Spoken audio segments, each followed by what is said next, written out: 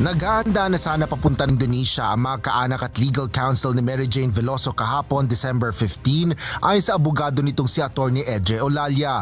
Ngunit nakatanggap ang mga ito ng abiso mula sa Department of Foreign Affairs o DFA na mula sa piitan nito sa Yogyakarta ay ililipat umano si Mary Jane sa Jakarta. Di umano ay ililipat na rin daw siya sa Jakarta sa araw na ito bilang bahagi daw ng processing preparatory sa pag-repatriate sa kanya sa Pilipinas. No? Pero wala pa rin taktang araw ang binibigay. Pero yun nga, sabi, wala kami aabutan doon sa preso sa Yogyakarta. Ang namin lang, aeroplano namin, papuntang Yogyakarta lang Dagdag pa ng legal counsel, sabik na silang makita si Mary Jane lalo't Disyembre pa ng nakaraang taon nang huli nila itong makita. Ngunit kung totooan niyang malilipat na siya sa Jakarta, ibig sabihin ay talagang gumugulong na ang proseso ng kanyang pag-uwi.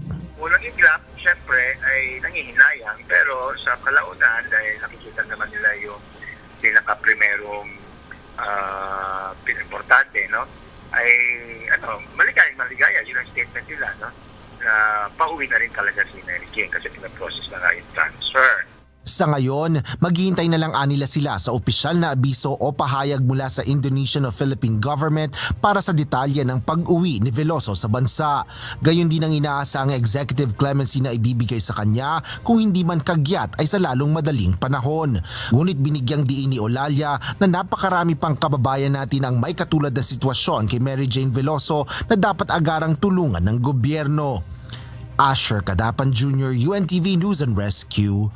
Diyos ang aming sandigan, serbisyo publiko ang aming pinahalagahan.